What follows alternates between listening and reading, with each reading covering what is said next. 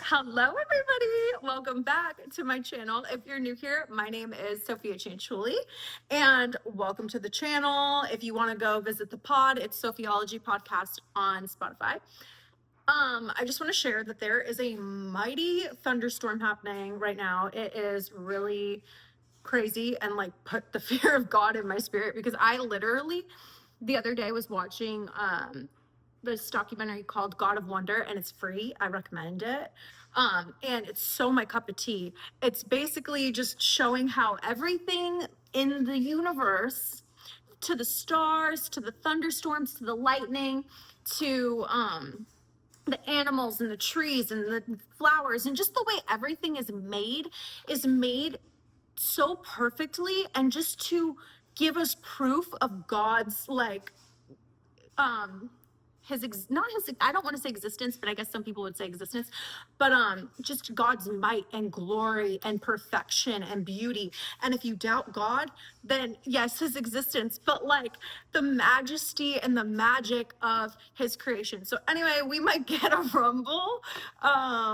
And yeah, it was kind of scaring me because it's been so crazy here. Like the thunder here has been like nothing I've ever heard in my life ever before. So it's really crazy. But without further ado, I'm gonna be try to be quicker than I usually am today. So I want to give y'all, I have a whiteboard because I'm going to give y'all a little exercise that has helped me in my life determine if the company I keep is bearing good fruit or not good fruit.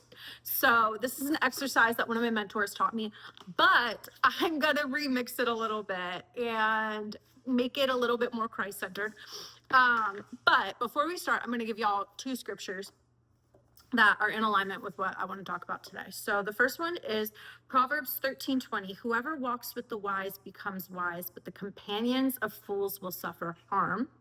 Second verse is 1 Corinthians 15:33. Do not be deceived. Bad company corrupts good morals. I've been the bad company. I just want to, before I even start talking, I just want to share that I have been the bad company in people's life. So I've been on a sobriety journey for about 5 years now. I think a lot of us know that. Since I got sober when I was 21, 22. I'm pretty sure I was 22. It was like New Year's of 2020. But I want to share that I have been the person that people have had to cut off. I have been the person where my behavior was not acceptable. I have been the person where I have made innumerable mistakes. I have done so many things wrong in my life. Everything that you can think of, I have done it wrong. There it is. Everything you can think of, I have done. Also, my laundry's going, so apologies. I also like literally bought a mic for this purpose, and I feel like maybe you won't hear that as much, but whatever. So anyway, I've been that person. So disclaimer, no one's perfect. We all need to give each other grace and give ourselves grace. But I will say that I have evolved a tremendous amount in my life. Anybody who knew me, I mean, we're all young and make mistakes, but I turned my life around very quickly. I made decisions. I got sober. I changed my income. I moved. I left relationships. I lost people that I loved with my whole heart. I left places that I loved with my whole heart. I walked away from jobs. I walked away from schools. I walked away from careers. I walked away from so many things that didn't serve me because I knew that I was going somewhere different. So I want to give you that, because we all can be full of excuses sometimes, but let's be really real. Like, whatever it is that you want in your life, you can have it if it's in alignment with God's will. And when we co-create with God and we bring things to him and we work together, beautiful things can happen. But if you are negligent and lack discernment and wisdom and have people around you that are not producing good fruit, it's very hard for you to really walk in the will of God, to really walk in your purpose, to really go forward and do anything of value. Granted, there's a testimony in everything, and everybody has their time. And there's so many times where I've gotten pulled backwards, literally yesterday. So I'll tell you, since by the time I post this, my fast should be over. I'm on day 3 of a fast. So it's my 3rd day fasting. I didn't even think I was going to fast for 3 days. It just happened. But I decided to take a little road trip upstate South Carolina. And so I took a road trip, And it was like every old feeling, behavior, pattern, like everything came at me at once. And it was like I suddenly felt like this pull towards people I outgrew, towards behaviors I outgrew, towards like feelings and like these feelings of poverty and this feeling of desperation, like all these things that I outgrew. And I feel it. And so I'm saying this to say this happens to me all the time, but thank goodness, because I had the strength through God to like overcome that. Thank God, because that was rough. I was crying, but I've been sitting on these thoughts for a while now. And again, so much has changed in my life, but we all have weak moments. So I'm saying that with grace and love. But anyway, so I want to give you all an example of good company and bad company before we do the exercise. So really quick, like I said, I've been sober for a long time. I want to give you a quick example and say that you can be so good in your life. You can have, all this sober time, or you can be walking with God for a little bit, or you could be eating really healthy and hitting the gym, or like maybe you're not cursing anymore. Maybe you're celibate, or, whatever your journey is, whatever it is that you're doing to better yourself. You're starting a business, you've got a new career, like, I don't know, whatever's going on in your life, getting a new degree. I cannot stress enough that you can be the greatest when you're by yourself and you're like on it and you've got it and everything's going good and you're rooted in all these good things and your mind is in a good place and everything's flowing. But then the moment that you put yourself in a room, okay, so like I'll use sobriety as an example, right? I've been sober for about 5 years, and I will say I've had relapses in between, but they were very short. So I'm claiming my 5 years. I have been on this journey for 5 years. I can tell you, I'm on a sober app, and the amount of times that I've seen people post and like they're still new in sobriety, like a couple months, couple weeks, maybe a year, maybe not a year yet, whatever.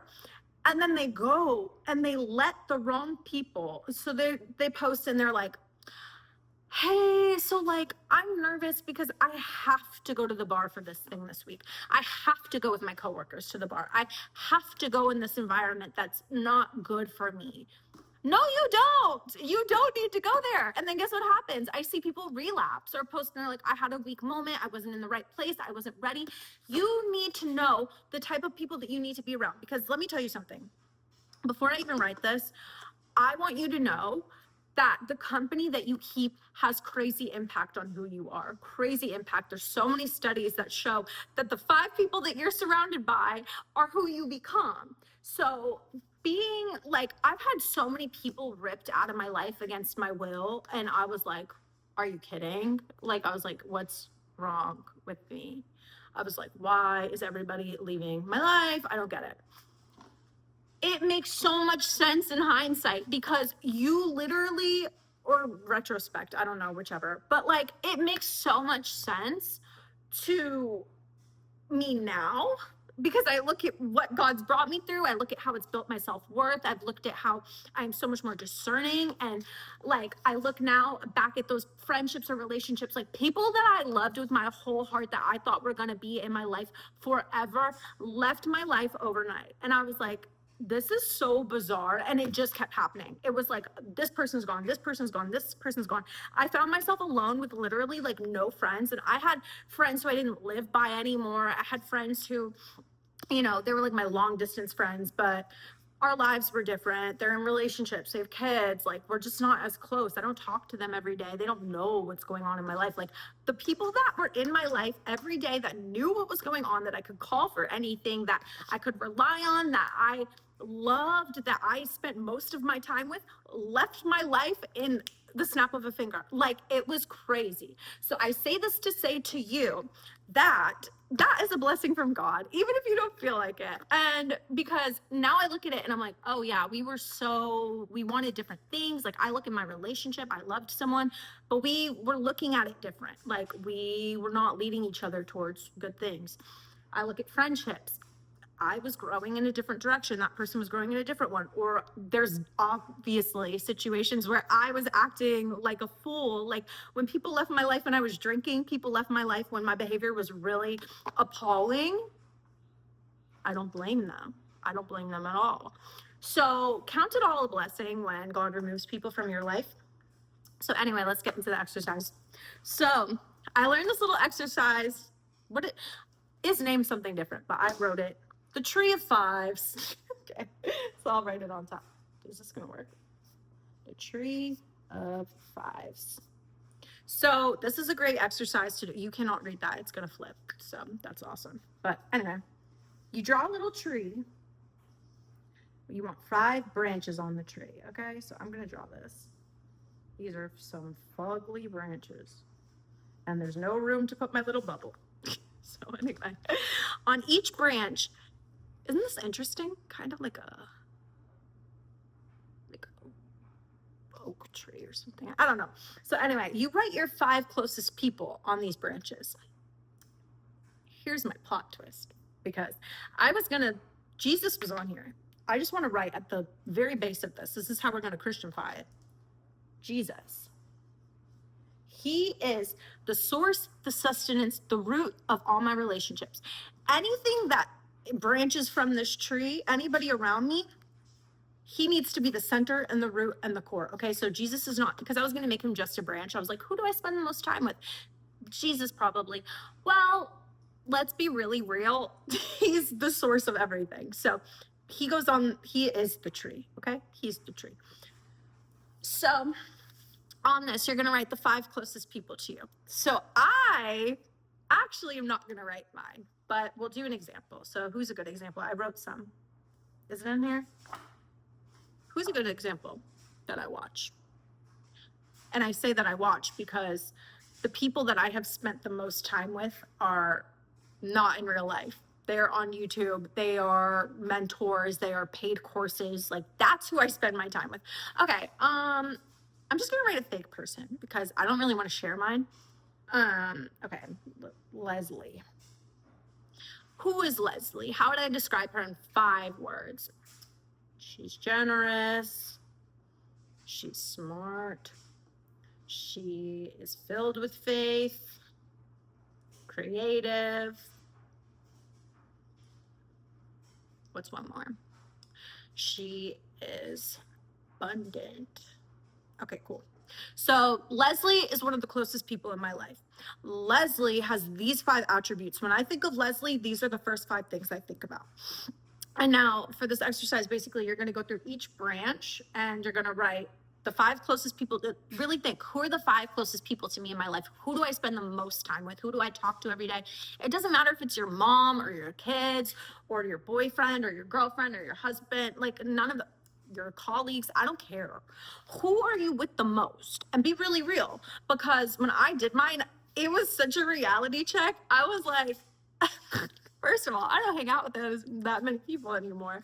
But second of all, I was like so proud of myself, because when I did it, I was like, oh yeah, like I really, okay, I've done well in this area.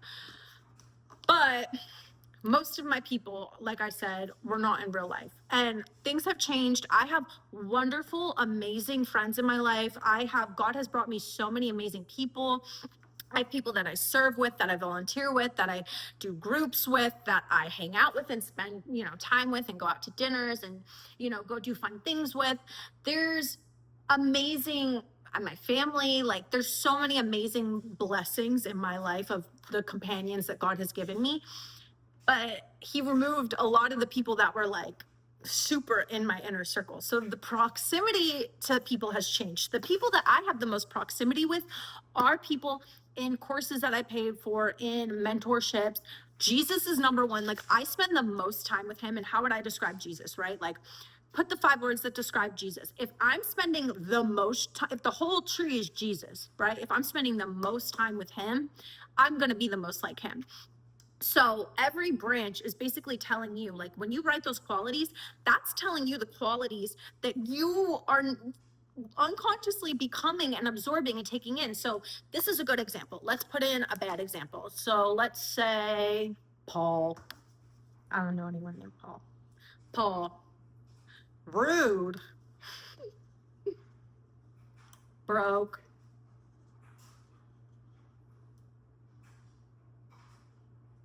Lazy.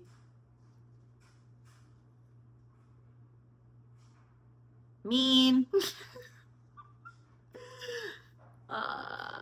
funny sometimes. We can have a good quality. Funny, because it's usually a good quality in the people that we choose to spend time with, right? So they're good to be around. Paul, he's rude, broke, lazy, mean, but he's funny. So he's in my life because he makes me laugh. We could do people we're dating, okay? The man you're dating has all those terrible qualities, but you know what you're gonna write? I know what you're gonna write. Goody. No, stop. Because, and I'm gonna talk about relationships really quick. I don't want this to be too long, but I just want to say to y'all, this is an amazing, incredible exercise that is literally so, like, it will give you so much insight, because to know who you're around and really take inventory, whether you believe, I don't care what you believe. If you think I can walk into a room and people can be doing whatever and it's not going to impact me, that's how people get addicted to drugs. Okay, hard drugs that you're like, I would never touch that. Well, then somebody gets in a relationship with somebody, or somebody like hangs out with the wrong people, and then suddenly you are the wrong people. You are the company that you keep. So take responsibility for the company that you keep, because it's who you're going to become. So if you want to be somebody who dreams big, who thinks big, who is filled with faith, who is a servant at heart, who is genuine, who is generous, who is kind, who is smart, who is wealthy, like what you want to be, who you know you can be, if you want to create, you need to be around people who are doing that. And so for me, the majority of my list is not people in my day-to-day life. It's not. It's people I pay to be around. It's people that I watch on a daily basis. It's people that encourage me, that teach me, that fill me up, that fuel me. And at the very foundation of that is God, because he has the qualities that I want to be the most like. And I'm not perfect at all, but I very much try my best. And I really am open to him working in me and showing me the way to go. So anyway, I'm going to end this with one little tidbit. I don't think I missed anything. I have notes. Okay. The first thing I just want to say is make sure you pray and ask for wisdom and discernment on who to allow in your life. Like, who am I letting in my life? How are they serving me? What's the purpose? But like, pray on that, and pray that prayer, the prayer where people get ripped out of your life. Pray that prayer, because it might suck, but I promise you're going to look back on it and be like, oh, that's why God took them out of my life. Thank you. Like, you will be so grateful. So stop messing with your life and your potential, because let me tell you something, this life is short. And I think a lot of people have it twisted in their head that like your life here doesn't matter. It absolutely matters. And God puts desires in our heart. God puts desires in our heart that are meant to lead us to fullness, to potential, to wealth, to health. Like, you're not here to have just enough and to suffer most of the time. Some suffering is good, but like, you need to be discerning on who you're around if you want a certain kind of life. And for me, honey, I want a certain kind of life. I'm not playing with it, okay? I've come a long way. I've come from addiction. I've come from lust, if you want me to be really real, I came from prostitution. I've been arrested multiple times. First of all, I don't know how I've gotten where I've gotten in my life, because literally the stories are crazy. I came from abuse, no self-worth, no self-esteem. I was fat. I ate horrible. I hated working out. I literally couldn't go a day without, like, I was so not well. The amount of things that were like against me, quote unquote, the amount of terrible qualities that I had, guess what I had more than that? I had a desire to do and be better. I had a desire to grow, and that desire to grow, by the grace of God, because it's literally not by my own doing, because of that, my life looks very different, and it will continue to look different, and it will continue to grow and expand. So, final thing I'm going to leave you with is, this is very important for your relationship, because let me just share, okay? I've been celibate for 2 years. I am so grateful, okay? And this is the one time that it's not like a forced celibacy. Like, I've chosen to go this path. I'm so happy because I use my energy in the right way to create things. Okay. I'm taking that energy and I'm waiting patiently for the right person. Ring on the finger, girl. Okay. But let me tell you something. The person you sleep with, if you are not celibate, if you have a boyfriend or a girlfriend and you are not celibate and you are lustful and you are consuming things that are not good for you, or you're sleeping with somebody who has crappy qualities. If you don't know if they have crappy qualities, put them on the tree, girl. Put them on the tree because you'll find out very quickly. And if this person is not leading you closer to God, if this person is not leading you towards becoming the best person you can be, if this person is not your biggest cheerleader, if this person is not your biggest fan, if this person doesn't have your best interest at heart, snip, snip. Because if you're sleeping with this person, I cannot tell you, I heard a quote and it was like, every unsuccessful woman has a loser behind her. Be real. These men need to grow. I love men, but they need to grow. The majority of men have a lot of growth to do. So do yourself a favor, do them a favor, cut off the wrong people, and vice versa, whatever, because I've been that girl. I've been definitely in relationships where I was like, I was the liability, for sure. I've been there, girl, but no longer. Please, for the love of God, like, be mindful of who you're sleeping with, because those soul ties go crazy. You don't want a baby with some, we're done. We don't want babies with losers, okay? Please save yourself the trouble. The heartbreak now, worth it, because you might be sad without him for a little while, but if you stay with him, you're gonna be sad with him forever. Right? Right. So, guys, let the good people around you be around you. If you got to be alone, be alone. I spent a year in isolation, longer. I spent almost 2 years, pretty isolated, very few friends, very few people around me. It was me and God locked in. It was lots and lots and lots and lots and lots and lots of boohooing tears, okay? It was heartbreak. It was so many things that I had to sit through and grow through. But guess what? It was fuel for me to become better, because now the people that I'm aligned with, and because of who I aligned with on my journey, because of who I listened to, watched, spent my money on, because of the people that I met in the gym, or the people that I met who through groups, through church, through small groups, like the people that I've met on my journey are the people who are meant to be on my path, are the people who share the same values, morals, ideas. And not everybody's going to have all the things, but like, you want to be challenged in your environment. You want to be around people that make you want to be better. You want to be around people that bring you peace. You want to be around people who bring you support. And side note, you shouldn't be in group chats or in any type of friendships, relationships where you're getting left on red, where people don't respect you enough to answer you, where your voice isn't heard or valued, or where you feel left out. Like, you need to have enough self-worth as well to know better and have the discernment and say, I deserve better. I'm not staying here anymore. Thank you. Like, self-worth is a journey. My self-worth journey, I look back on who I was and I love her, God bless her, but I literally, like, I was meditating on it yesterday because I was crying because I felt all these old feelings come up, and I was like, man, I am so not her anymore. But thank goodness for that polarity and that contrast and the opportunity to revisit like what that felt like, because I understand and recognize now that I have come so far, and I would not have gotten this far if God did not remove certain people and if I did not lay down certain things and certain behaviors. So I really encourage you to do this exercise. I really encourage you to take inventory of who is around you. And again, the scriptures that I mentioned, Proverbs 13:20 and 1 Corinthians 15:33. Please do yourself a favor and like, it's all with love.